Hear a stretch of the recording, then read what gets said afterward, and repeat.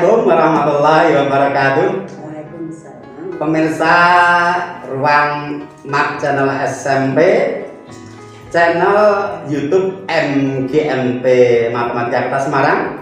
Selamat berjumpa lagi dalam forum Caring Bincang Ringan, yang pada kesempatan kali ini kita kembali menghadirkan seorang ibu yang beliau adalah menggeluti masalah penelitian yang sudah kita hadirkan pada episode sebelumnya, yaitu tentang PTK. Kali ini kita hadirkan kembali. Selamat siang, Assalamualaikum Bu Nining. Waalaikumsalam warahmatullahi wabarakatuh. Bagaimana kabarnya Ibu? Alhamdulillah sehat, luar biasa. Tetap sehat, alhamdulillah. Itu yang kita harapkan Pak.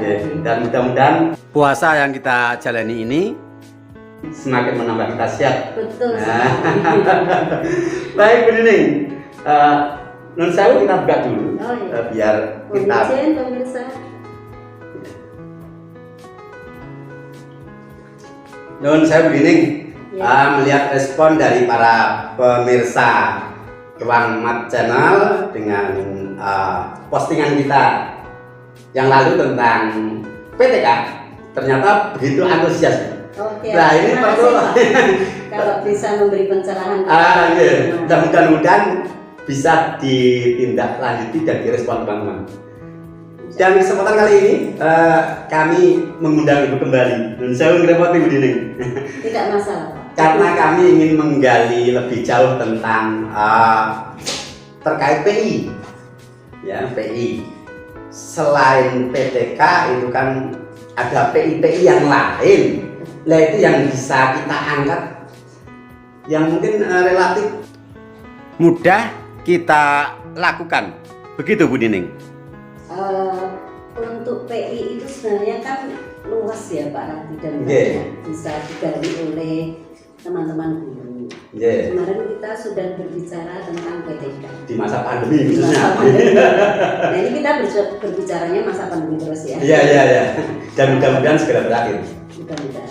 Amin.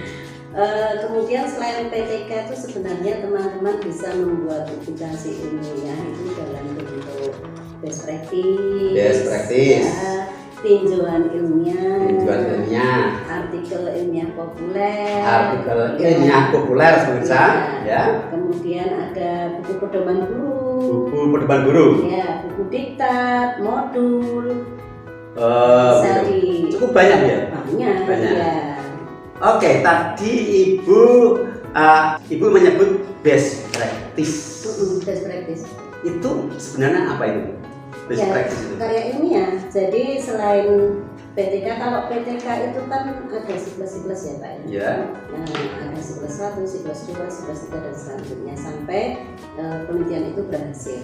Nah, berbeda dengan best practice Pak. Best practice ini apakah juga semacam penelitian begitu? Ya, penelitian. Ya, hanya tidak tidak berwujud siklus begitu. Sebenarnya perbedaan antara best practice dengan PTK itu secara garis besarnya apa? Begini, kalau penelitian tindakan kelas itu ada indikator keberhasilan penelitian. Nah, misalnya ingin meningkatkan hasil belajar, ya misalnya seperti pembicaraan kita kemarin ya. Tadinya sekian, mau saya naikkan sekian dengan indikator. Ini saya mampu bisa indikatornya misalnya hasil belajarnya minimal 70 misalnya. Dan kita lakukan penelitian, kita rancang misalnya 2 siklus. Di siklus pertama belum berhasil, di siklus kedua berhasil. Tentunya kalau ukurnya kan indikator keberhasilan penelitian ini tadi. Nah, maka terserah pada si peneliti mau dilanjutkan atau tidak. Gitu. Boleh berhenti, boleh dilanjutkan. Jadi itu kalau PTK. Kalau best practice itu tidak ada indikator keberhasilan Pak. Tidak ada. Jadi terus yang diukur apa? Ya sama apa yang menjadi masalah guru di kelas. Kan tentunya sebagai guru ketika melakukan pembelajaran kan merefleksikan pembelajarannya. Apa yang sudah berhasil, apa yang belum. Nah, untuk cakupan apa yang diteliti itu pun juga sama seperti PTK. Sama, berarti semacam PTK mini gitu. Boleh kalau kita sebenarnya tidak, karena rohnya berbeda Pak. Rohnya beda ya? Rohnya berbeda. Kalau PTK itu siklus, ada siklus. Kalau best practice tidak. Jadi ini tapi sama-sama ingin mengatasi suatu masalah. Masalah pembelajaran di kelas intinya itu. Jadi misalnya seperti Pak Rati, guru Pak matematika ya. Nah, kegalauan apa yang selama ini dihadapi oleh Pak Rati misalnya pada materi apa, bangun ruang misalnya. Kenapa kok setiap saya mengajar bangun ruang itu tidak puas dengan hasil yang diperoleh anak-anak? Ini kan masalah yang panjenengan hadapi. Nah, kemudian panjenengan mengkaji, kemudian mencari teori-teori yang relevan dengan apa yang akan panjenengan kaji. Berarti juga ada landasan teori sebagaimana PTK ya? Ada namanya saja karya ilmiah Pak. Yang namanya karya ilmiah itu ya gerbong keilmiahan. Ya, tetap ada kajian pustaka, tetap ada. Sebagai landasan teorinya ya. Ya, berbeda dengan itu pengalaman terbaik itu kadang tidak perlu ini teori nggak apa-apa, ini pengalaman terbaik dalam bentuk aplikasi seperti ini. Kalau best practice ini karya ilmiah Pak. Ya, karya ilmiah. Terus sistematikanya berbeda dengan tidak sama dengan PTK ya? Tidak sama. Secara garis besarnya bagaimana itu? Jadi begini, misalnya Pak Rati tadi mempunyai kegalauan hasil belajar pada bangun ruang masih rendah. Ya. Nah, ini kan nanti dibahas di pendahuluan sama bab 1 pendahuluan ya. Ya. Jadi latar belakang masalah ya? Ya, latar belakang masalah, kemudian kegagalan pembelajaran itu di bangun ruang karena apa? Hasil refleksi berarti ya? Hasil refleksi. Nah, kemudian akan diatasi dengan apa? Dengan apa? Nah, sama kan dengan PTK, ada rumusan masalah juga, tujuan manfaat. Bab 2 juga sama, kajian pustaka dan kajian tulis sama. Nah, yang berbeda adalah kalau di best practice itu panjenengan sudah merancang RPP-nya berdasarkan ini tadi tindakannya, nah kemudian dilakukan. Nah, ketika dilakukan berhasil sudah selesai Pak. Kalau tidak berhasil? Tidak berhasil berarti bukan best practice. Berarti bukan best, tapi bad. Iya, ada. Nah, nanti dicari kenapa gagal begitu. Nah, nanti untuk refleksi ke berikutnya. Mungkin dalam melaksanakan RPP-nya ada beberapa langkah yang terlewat atau tetap ada observer Pak. Oh begitu, tetap ada observer. Gitu makna untuk mengamati ya. Itu idealnya berapa pengamat itu? Pengamat? Iya, dalam penelitian seperti itu. Ya, kalau misalnya tentang hasil belajar saja kan satu observer bisa. Itu berarti hanya mengamati keterlaksanaan dari strategi itu. Ya, strategi kan begini Pak, di best practice itu setelah bab 2 kajian pustaka, kemudian yang bab 3 itu sebenarnya kan pembahasan. Bab pertama pendahuluan. Bab kedua kajian pustaka. Bab 3 itu pembahasan. Nah, di pembahasan itu ada yang namanya strategi pemecahan masalah. Nah, kalau PTK bab 3 itu bukan pembahasan ya, 4 bab 4 ya PTK. Oh gitu ya. Kalau PTK kan metodologi penelitian bab 3. Oh iya. Ya kan? Iya. Nah, kalau di best practice sudah pembahasan ini bab 3 di mana isinya ada strategi pemecahan masalah. Strateginya bagaimana sih? Nah, di sini lebih tajam menjelaskan langkah-langkah pembelajaran panjenengan sesuai dengan tadi yang misalnya kita membuat RPP itu harus lebih operasional gitu ya, aktivitasnya itu lebih ya kalau RPP-nya sama, cuma di strateginya itu. Nah, strateginya ini mau menggunakan apa, nah itu yang harus difokuskan dan harus jelas, langkah per langkah itu harus jelas. Ada indikatornya juga sebagaimana PTK? Tidak ada Pak. Tidak ada. Kan tadi bedanya di situ. Iya. Kalau PTK itu ada indikator keberhasilan penelitian. Iya. Kalau best tadi kan gini, Bu tadi bilang kalau tidak berhasil berarti bukan best practice. Ya bukan. Nah, terus kalau tidak berhasil dan berhasilnya itu kan kalau nggak ada tolak ukurnya, nggak ada indikatornya, terus apa dasarnya? Dari hasil yang hasil belajar yang lalu. Oh begitu. Misalnya ini tadi bangun ruang ya. Ya. Bangun ruang hasilnya rata-rata hanya 65. Padahal kayaknya 70. Itu kan Pak. Ya. Berarti ini kan masalah bagi konsumen. Nah kemudian kita akan meningkatkan itu hasil belajar ini.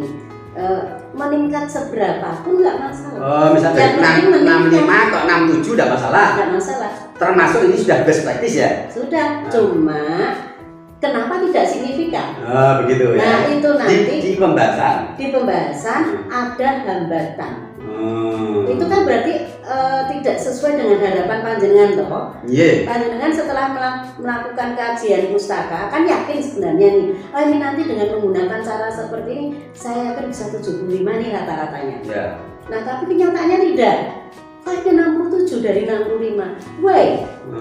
Nah disitulah hambatan dimunculkan. Di pembahasan. Di pembahasan. Strateginya sudah bagus ini. Sudah ini ya sesuai dengan rancangan RPP panjenengan ya. Strateginya guru mau apa, murid mau apa, alat medianya apa kan sudah dijelaskan di situ. Hambatannya jam pelajaran jam 7.8 itu juga menjadi hambatan juga mungkin ya?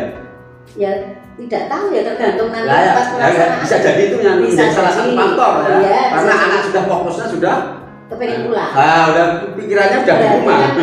Apa ini antusias anak dalam pembelajaran sudah menurun, juga apa itu sudah capek juga, gitu, ngantuk, gitu ya. Atau apa mungkin alat ukurnya yaitu evaluasinya itu ya. Itu ternyata panjenengan membuatnya terlalu sulit. Sulit, level 3 semua. Siswa diukur dengan guru. Itu berarti kita kalau tidak meningkatnya tidak signifikan, nah itu nanti dibahas di pembahasan. Begitu ya. Jadi ada strategi, setelah strategi itu dilaksanakan, dalam melaksanakan itu ada hambatan apa saja. Dilihat dari prosesnya itu kan ada observer Pak. Nah observer nanti bisa memberikan mencatat dan di lapangan ya. Dengan setelah itu kan melakukan dialog seperti ini ya. Tadi pembelajaran saya seperti apa? Apakah sudah sesuai dengan RPP? Kekuatannya apa? Kelemahannya apa? Terus aktivitas anak-anak bagaimana? Kan sebelum melakukan penelitian panjenengan pun sudah berdialog dengan observer. Harapannya nanti begini. Itu untuk misalnya ya mengamati aktivitas siswa itu termasuk itu juga ada indikatornya.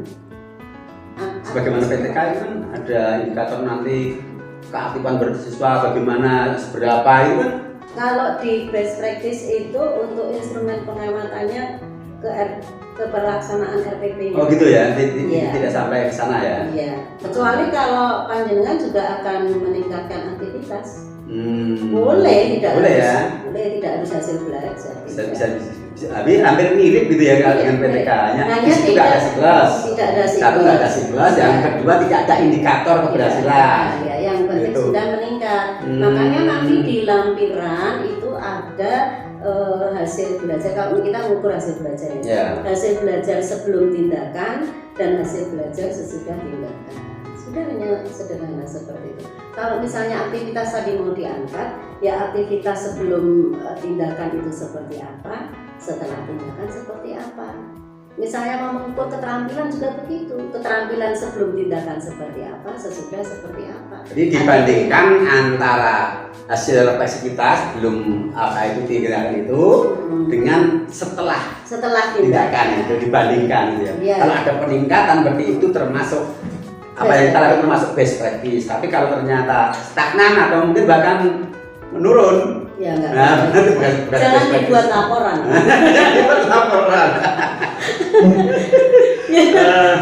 Kan nggak ada best practice. Iya, baik pemirsa. Jadi ya terkait dengan best practice ini hampir mirip dengan PTK. Hanya yang pertama di PTK ada indikator, di best practice keberhasilan. Ya, karena indikator itu banyak loh.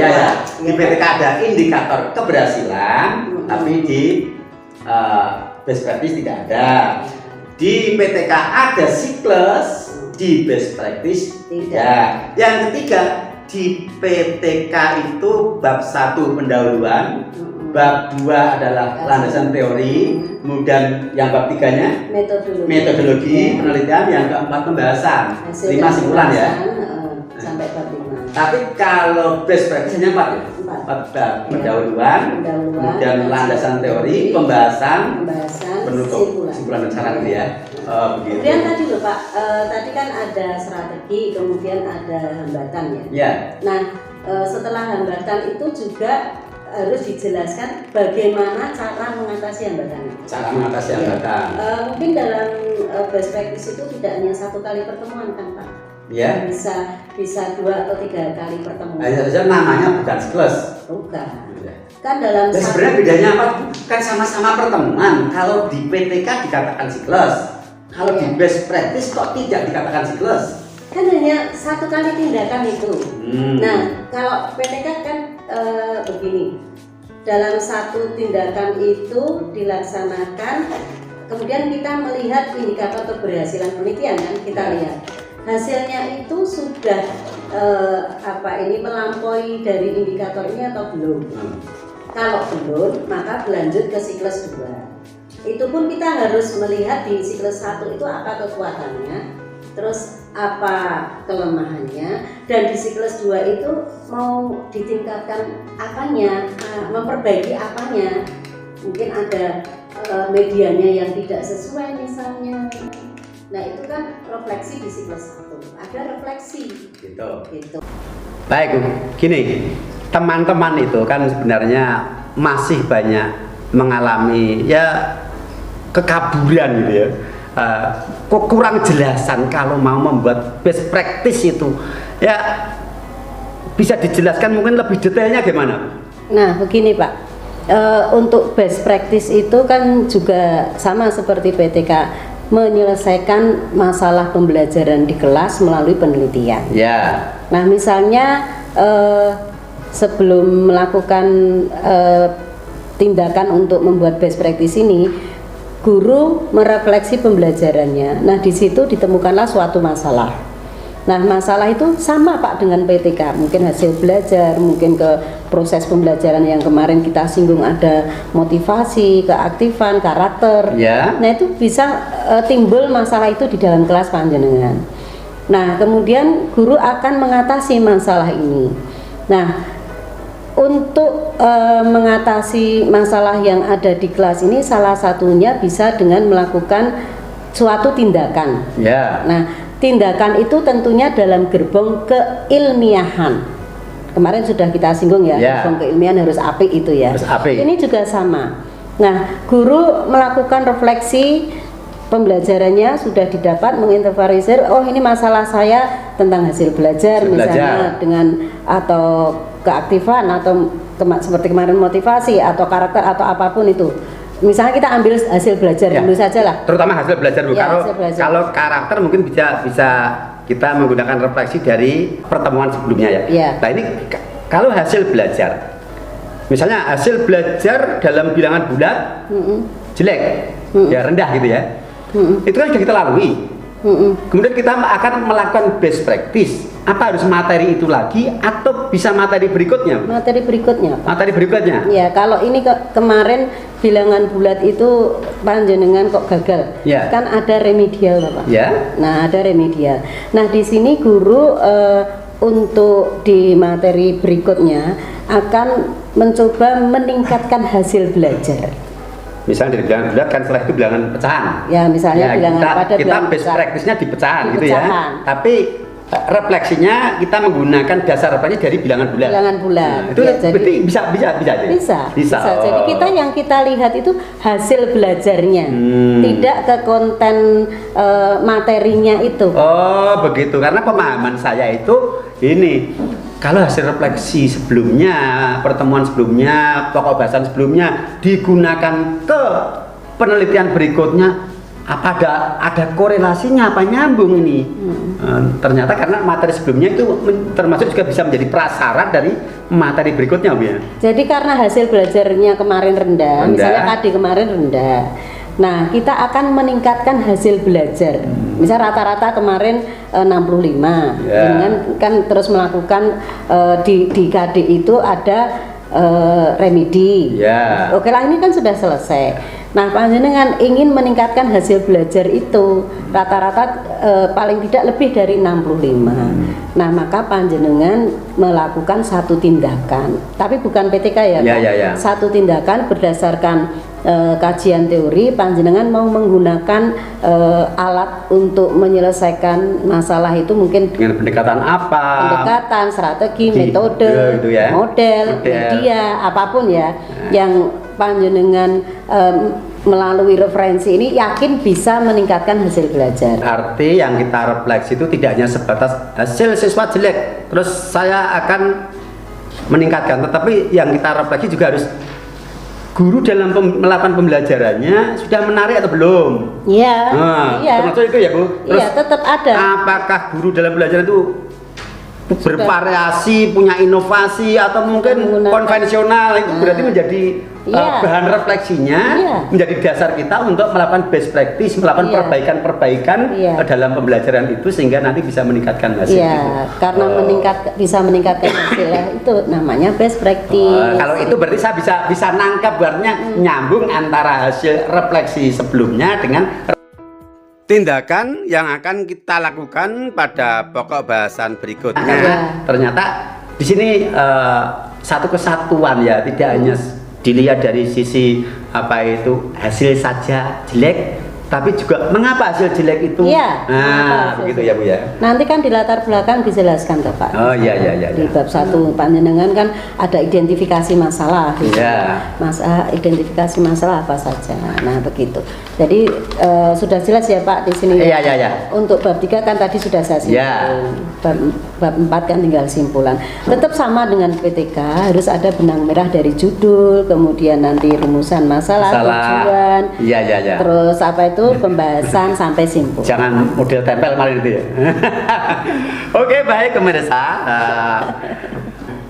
Mudah-mudahan pembicaraan ini yang kemarin kita masih kebingungan bagaimana akan menyusun best practice, dari penjelasan Bu Nining tadi bisa memberikan gambaran kepada kita yang lebih jelas, yang lebih terang, dan juga bisa mendorong menyemangati kita untuk action. Pak, ada satu lagi, Pak. Apa, Bu? Begini, karena saya kan sering menilai best practice teman-teman. Itu mumpung ini bisa banyak yang melihat. Jadi untuk lampiran akan ada hasil belajar, jangan dimasukkan di dalam naskah. Sering terjadi begitu. Jadi untuk hasil belajar yang ada namanya itu ada di lampiran. Nah, di naskah itu harus sudah data olahan.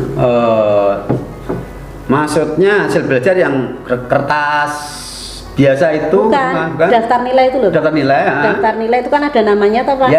Nah, itu jangan dimasukkan di naskah, tapi di lampiran. Di lampiran. Masih banyak yang melakukan itu. Gitu. Ada yang itu memasukkan di naskah itu ya. Subjek kan juga harus kita lindungi. Betul. Itu di lampiran. Baik, Bu, pemirsa, terima kasih Ibu atas apa yang Ibu sampaikan ini.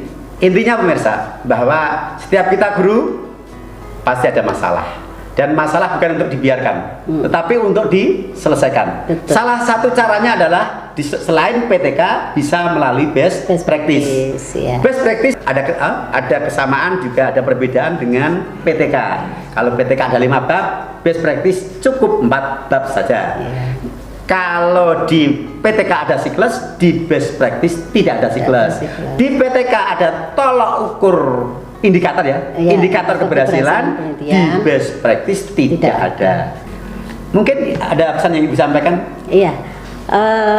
Para pemirsa, khususnya para guru yang ada di seluruh Indonesia, bahwa intinya di best practice itu kekuatannya di bab 3. Di mana bab 3 itu adalah pembahasan, di sana termuat ada strategi pemecahan masalah, kemudian ada hambatan yang dihadapi ketika melaksanakan tindakan itu, dan ada cara untuk mengatasi hambatan itu, dan tentunya dampak, jangan lupa dampak dari penelitian ini apa harus termuat di bab 3. Nah, ini kekuatan dari best practice itu ada di sana. Kalau bab 1, bab 2 itu sama seperti PTK. Ini teman-teman guru untuk bisa menjadi referensi dalam melaksanakan karya ilmiah untuk mengatasi masalah pembelajarannya di kelas. Tetap semangat, dan tentunya kita sebagai guru profesional harus terus mengembangkan karir kita melalui penelitian-penelitian yang bisa dilakukan oleh seorang guru. Terus berkarya. Oke Bu, saya teringat dengan apa itu ya, WA Ibu atau apa itu ya, Ibu pernah menulis, saya baca itu, jangan menunggu ide baru menulislah maka ide itu akan mengalir. Ya, benar Bu ya? Betul. Pernah itu ya? Masih ingat Pak? Masih ingat ya? Jangan menunggu inspirasi baru menulis, tapi menunggu inspirasi akan datang. Ya. Begitu ya? Baik para pemirsa. Satu kata Pak. Ya. Dari satu kata nanti satu kalimat, dari satu kalimat menjadi satu paragraf. Dari satu paragraf menjadi satu bab. Dari satu bab menjadi sebuah buku. Oke. Selamat berkarya Pak. Memulai dulu, jangan menunggu inspirasi, tapi mulailah untuk berbuat, nanti masalah ide nanti akan datang. Betul. Oke, demikian pemirsa yang bisa kita bicarakan pada kesempatan kali ini. Sekali lagi terima kasih Bu Nining yang telah menyempatkan waktu, kami merepotkan, tapi mudah-mudahan ini semuanya bernilai amal soleh.